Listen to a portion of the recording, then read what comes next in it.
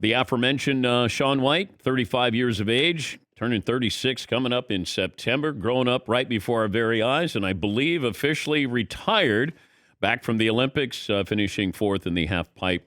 And Shaun joins us now. Are you officially retired? I am, yeah, which is so wild to say. I'm 35. I guess older in the sport of snowboarding, but I still feel like I got a lot to look forward to. Yeah, but you're 35. Brady just retired at 44, Shaun. I mean, Yeah. I mean, I guess, when I think about it, if you're throwing the ball and you're off a few inches or so, it's not as bad as when you're 20 feet in the air looking at this icy wall going, oh, this isn't good. What is that feeling like, though, when you're getting some big air and you know that this might hurt? Oh, yeah. It's like the scene in Talladega Nights where he's like, oh, I'm flying through the air. I'm doing good. Like everything slows down and you're just like, oh, my goodness. It's kind of like when you hit a ball or you do that shot and you just know you messed up right away. So you have all that time in the air to think about, wow, okay, do I want to land on my back? Do I want to, why did I get into this situation in the first place? So yeah, it's not good. Do you teach yourself how to fall, how to land? No, but there is an art to it, I would say, because a lot of people, they just panic. And I kind of like assess the situation and go, okay, well, there's kind of like a way to roll out of it or slide or something. But it happens. You're going to crash just like anything. There will be mistakes and you got to kind of like roll with those injuries and learn from them. We were wondering if you've ever held a job. A job? Yeah. So let's go around the room here. Who believes, other than snowboarding or skateboarding, do you believe that Shaun White has held a regular job? Todd? I think he has. I think he may have dabbled in like a little something with children, like a little camp counselor thing. Camp just on the counselor. side. Little summer camp. Okay. To help the kids out with skateboarding. Paulie? I'm going to say, brief pizza delivery at a young age on a bicycle. Okay. Seton? We'll go very young age paper route. Paper Does that route. count? Okay. Shaun, have you held an actual job? No. Trade-in, snowboard. I mean, I was sponsored at 7, so it was pretty much. What are you making at age 7? How much money are you making at age 7? Well, yeah, I was amateur, so I was. Of course you were. I would just had travel budget and whatnot, which was pretty wild. But I started making money when I was probably 14. And I got my first, I guess, I don't know. I didn't even know what this meant at the time. My mom's like, this is $1 million deal. I was like, okay, well, I guess that's good. We won that. Now what? You know what I mean? Like, I didn't really, just like a number. And I had everything I ever wanted, which was skateboards and snowboards. So how did $1 million change your life? At the time, not much. I mean, I was just so thrilled. I mean, once I turned, 16, 17, I could get a car. That was pretty cool. And then, I invested, my mom got me into like real estate because I think they were worried about the car and the cars that might come. So they kind of tied a lot of my finances up. But honestly, it was quite a burden in the beginning because it's fabulous to make it, and then it's just like, what do you do? And it's not something I really learned in school. And people do go to school to learn exactly how to invest and do these things. And so that was kind of like a hard thing to learn. But yeah, I mean, it gave me that comfort, I guess, of saying like, wow, at least if all falls away, through this snowboarding, I was able to put a roof over my head. And that's fantastic. So that was kind of why I ended up getting a home when I was so young. What role did Tony Hawk play in your career? Yeah, Tony Hawk. I mean, he basically, was my hero. Every kid at my age was just fascinated with him. And he would skate my local skate park. And I just assumed one day I had this grand plan in my head that if I just skated well enough, he might come talk to me. So I was too terrified to approach him. And it worked. I skated and I did new tricks every day. And he strolled by and invited me to go to this skateboarding demo with him, which sparked this friendship. And, he never really sat me down and gave me specific advice, but he was the only one that I knew that was going through everything I was about to go through. He had his video game people knew his name everywhere, and but he was still a family man. And I got to just watch him interact with fans, how he divided his time with his family and things, and he really remained the same guy through all of it, the success and the ups and downs. And so he was just like that perfect person to be around. When he fills out his taxes, I said, "What do you put down?" And he said, "Skateboarder." He does. Yes. I bet. You don't put. What do you put down as your occupation? I guess I'd say athlete, but yeah, snowboarder would probably, nowadays they might be like, oh, okay, yeah. Yeah, that's pretty cool. I saw where some athletes reached out to you, former ones, David Beckham, Tom Brady. Yeah. Pretty cool territory. Yeah, I was getting these funny emails of like, your application has been accepted to the Tom Brady, Michael Jordan, Michael Phelps, David Beckham retirement home. I was like, oh, nice.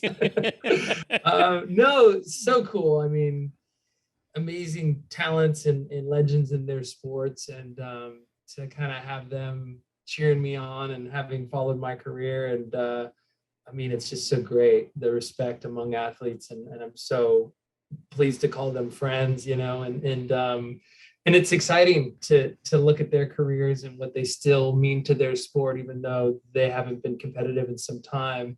It's definitely a weird territory, new waters for me. I'm so used to like getting out there and earning my cred, and to finally be putting that to rest, and enjoy what I have accomplished already, and to see those messages really solidifies a lot of that for me inside. So that was really nice. He's retired now, Shaun White, and he placed fourth in the half-pipe snowboarding competition in Beijing. And then you left Beijing that you wanted to attend the Super Bowl? Yeah, well, I had my girlfriend sat me down. She's like, I was like, I got so much stuff I want to do when I have the time for it. She's like, you got to make a list. And like third on the list was like, go to the Super Bowl. I've never been. There's always some competition or something that's kept me from attending. And boom, I'm flying home from China. I land, like family's there to meet me. I said hi to everyone, and then I rushed off to the Super Bowl, and it was just amazing. The Rams won. Which was so cool, having spent so much time in LA. But yeah, it's like all those little things I get to do now. I'm very excited about. What was number one and number two on the list?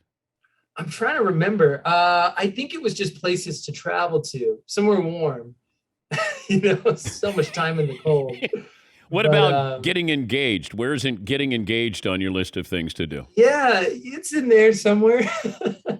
It's so nice to finally have the time to spend with somebody, and I am in an amazing relationship, so we'll see where it goes. But I know my brother and sister have children, and that the thought of that was so I pushed it off for so long. But then once your siblings have their own kids and you're in the mix, and just family's so important to me, I'm sure it's something I definitely want to experience in my life. So we'll see. Well, you're grown up now. You got to do big boy things now. You're 35. You got no excuses. She put you up to this? No. But I saw on social media, and it's like, yeah, okay. So, just so you know that Shaun's girlfriend, Nina Dobrev, is an actress, and she put some pictures, I guess, in your travel bag. So when you got. So well, yeah. And I mean, no one was allowed to attend the Olympics, and it was so hard because every time, normally I have family, friends, support group, and no one was there this time. It was just myself, coach, and actually a physical therapist named Esther, who's just incredible.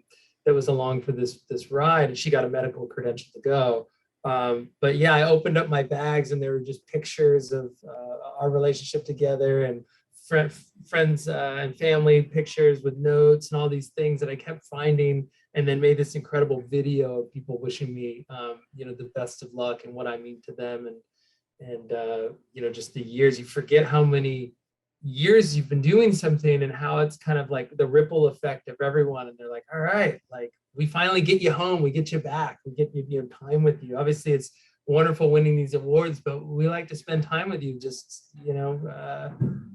doing normal things. So it's nice to kind of see all that. But yeah, she's been so monumental in this whole transitioning period for me, and showing me what that other life looks like. So it's great.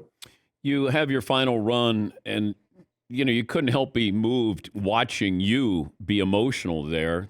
Like it No, kind of thanks. like have you seen yourself after you've had that run and how emotional you were?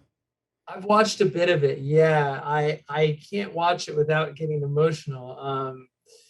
You I guess I was told when I was a kid that this day would come, and hey, it's the inevitable. You'll get to a point where you either can't ride, or the tricks get too heavy, or some sign will happen, and you'll retire. And just to be actually living that moment that I'd heard about and never really thought about until it really happened. And yeah, it was moving. And a lot of the competitors had lined up at the bottom and came and gave me a hug and told me what it meant to them that I was there competing with them, and what I've meant to them for their careers. And I mean, one of the guys was like, I haven't told you this ever, but my first board, I had your pro model board. I wore the jacket you wore. I wanted to be you. I was like, oh, this is so wild, and then they pulled up my family on the big screen. They had a big TV there, and just to see their faces and realize, we've all been in this kind of journey together for so long in a sport that was very misunderstood.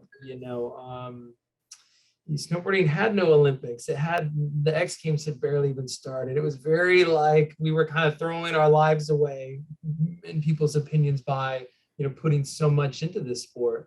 But I just believed, and I knew that at the end of the day, I enjoyed it so much that who cares? But it turned into this amazing thing, and just to see where it's come from and how big of a part I've played in that was just wild. So I got very emotional. I don't think I've cried as much at an Olympics before. And I got emotional watching the Dear Rider documentary at the Oh, yeah. at the very end when you guys are doing the ceremonial, basically goodbye with Jake Yeah, Burton the ride and down. and his wife, and watching that with his with her kids, and that was pretty impactful there. Yeah, heavy, like really the father of our sport, and his passing was just so heartbreaking for a lot of us, and it happened very suddenly. So I know he had his certain health problems throughout his life, but this one came so quickly and so abruptly. And just remembering him, and that was something I even mentioned in one of my interviews out there. I was just like, it's so bizarre to get to the bottom, because I've seen him after every Olympics, and taken our photo together. And I think he would have been proud on how everything ended. And it's just wild to see how much the sport has changed. They used to dig those half pipes with shovels. Now to look at this, it's huge. It's 22-foot walls. I mean, I don't think the TV really puts it into perspective, the scale of it all, but just to see where it's come is just incredible. Go get a job, Shaun. Okay. Yeah, you totally. Go get a I did job. want to have a summer job at I wanted to go to In-N-Out Burger and work the counter and just kind of give people a hard time when they came through. You know what you should do is get a documentary crew and just Yeah, all of these jobs that you thought about doing, and just do one shift. yeah, I like that. That's not bad. Just go into In and Out, and you're there taking orders. Just getting it done. Yeah, go to a Dairy Queen. Yeah, I mean, there's a lot of things there. Be to the test. I like it. Good luck, Shaun. Thanks for all the entertainment through the years. Thank you so much. Thanks for having me. That's Cheers. Shaun White, now retired, a 5-time Olympian, 3-time Olympic gold medalist.